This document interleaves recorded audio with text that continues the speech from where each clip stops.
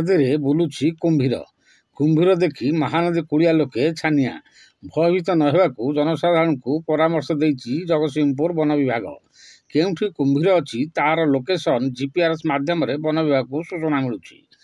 जेहेतु नदी गर्भ पूर्ण अछि धरिबाकू कष्ट होउछि कुंभीर को, तेबे तार गतिविधि जानिबा पई तीर्तोल ठारे नंदनकानन विशेषज्ञ दल पहुंचछंती ओ लक्ष्य रखा जाइछि।